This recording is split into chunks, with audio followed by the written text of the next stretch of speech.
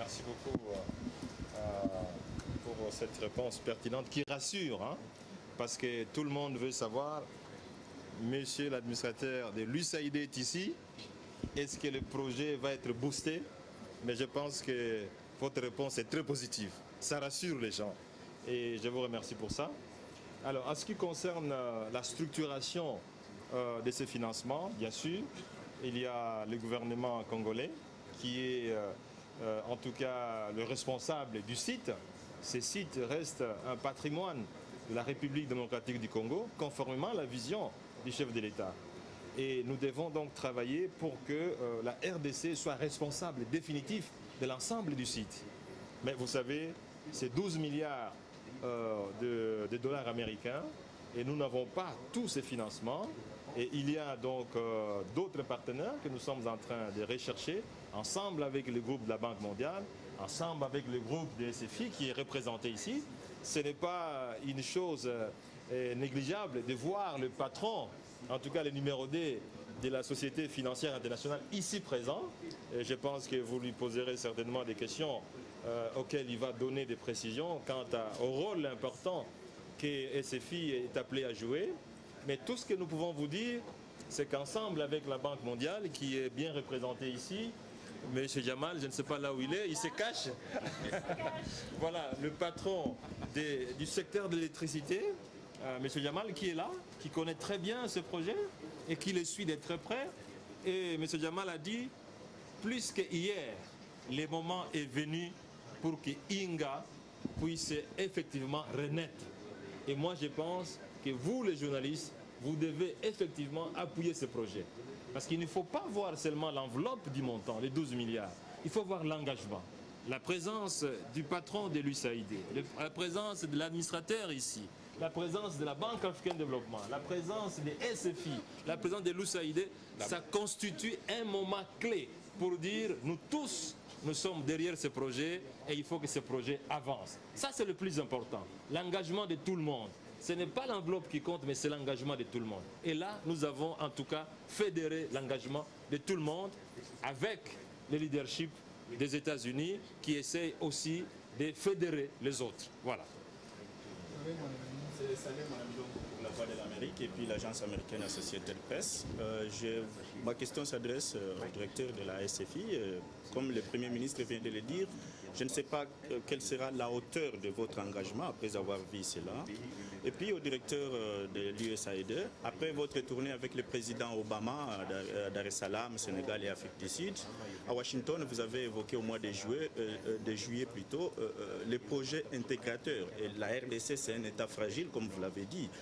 Je ne sais pas, Inga, c'est parmi les projets intégrateurs ou bien ça sera toujours concentré à l'est du pays?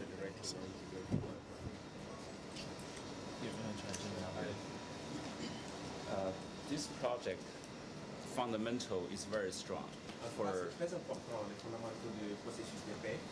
As Raj has mentioned, once we develop the right regulatory framework to make this project bankable, Donc, il faut un cadre de développement clair pour rendre un projet bancable. and with the partnership from the United States and many other countries, Aussi d'autres pays. we believe we can raise the money to finance this project. Effectivement, générer de l'argent. Nous pouvons rassembler de l'argent pour participer à ce projet.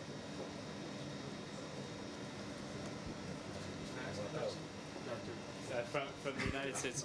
So, we launched a program called the New Deal for Fragile States. Nous avons lancé plutôt un programme pour un New Deal pour les États fragiles. Which was essentially a recognition that when America invests in states that are more fragile, we should do so in a way that first and foremost encourages strong, transparent, democratic governance, and then lays the groundwork for economic development and growth. Which is why, under President Obama, we have launched Feed the Future to support agriculture as a business. and Power Africa to support public-private investment in African energy programs. So the DRC remains one of our most important partners anywhere in the world, and will continue to, especially now that there's been a clear demonstration of strong leadership and governance. We will continue to increase our cooperation and partnership to achieve the goals from the New Deal framework.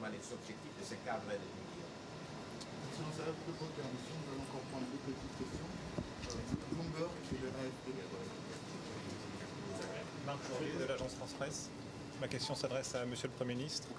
Excellence, deux agences de notation, Standard & Poor's et Moody's, ont attribué une note récemment à la RDC. Que pensez-vous de cette note et pensez-vous que ça puisse aider la RDC à lever des fonds pour des projets comme INGA sur des marchés internationaux? Merci beaucoup pour cette question.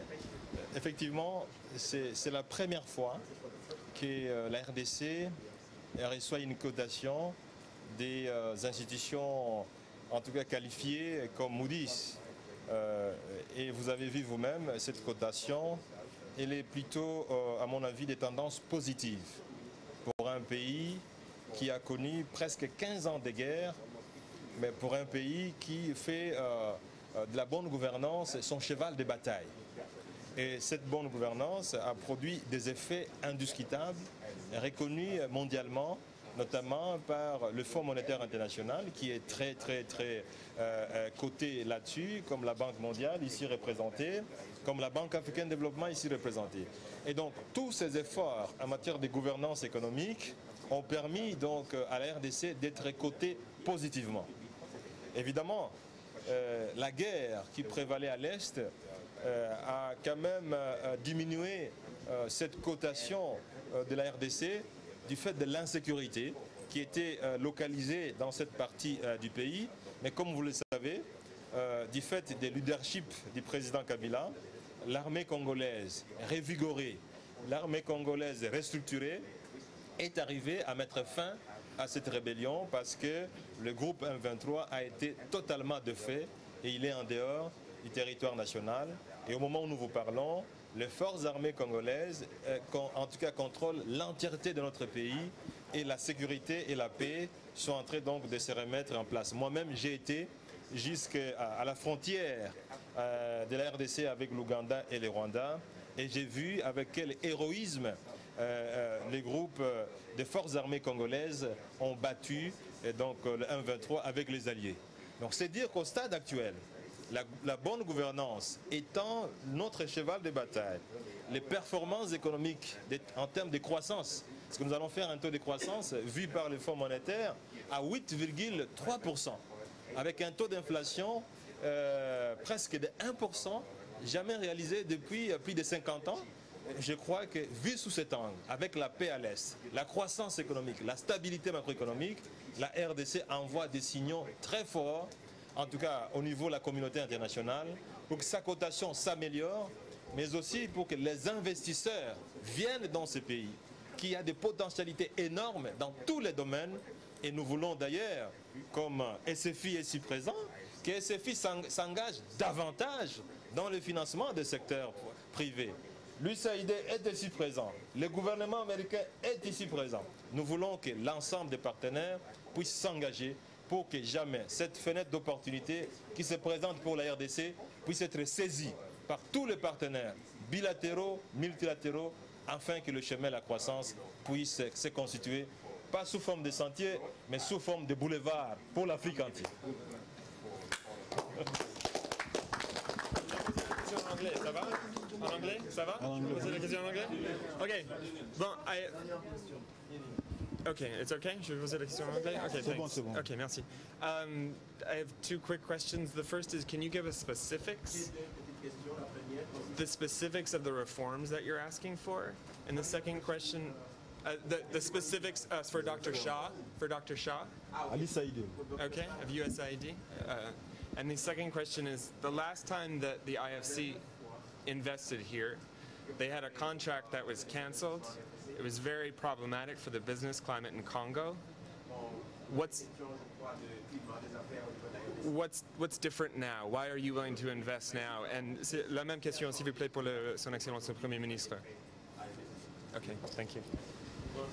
I'll start just by suggesting that the policy reforms that are important for the power sector and for INGA are those that provide confidence to private investors to be part of the financing package for the INGA 3 program.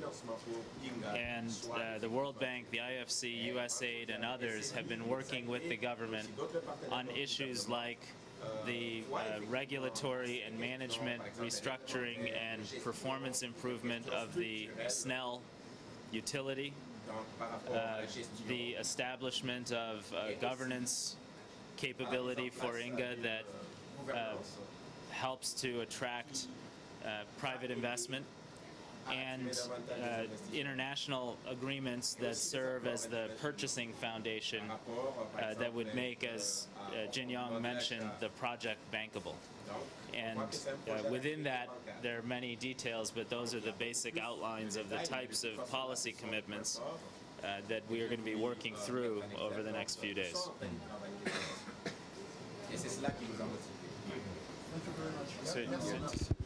From IFC's perspective, indeed, there was a project a few years ago was cancelled, which itself clearly create a issue among investors in terms of investing in the confidence investing in Congo.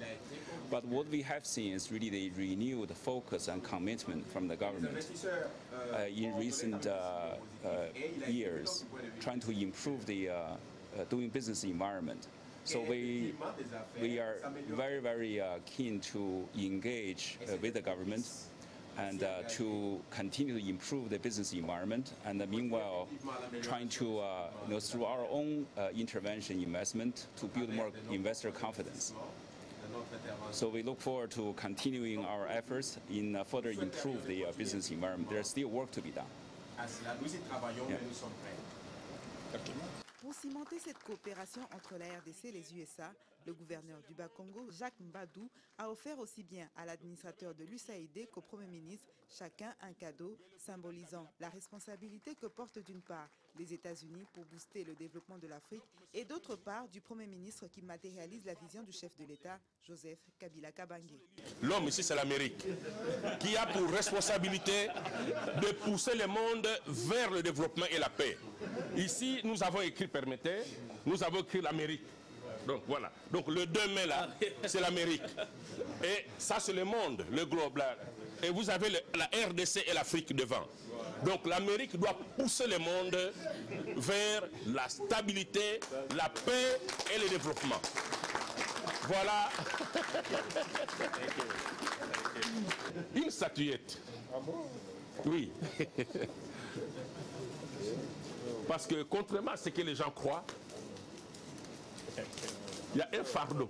Eh bien, ce fardeau, vous avez la RDC. Que le président Kabila porte avec l'appui de son premier ministre. C'est comme le Simon de Cyrène, à qui les Juifs avaient demandé d'aider Jésus à transporter la croix. Et lui, voilà.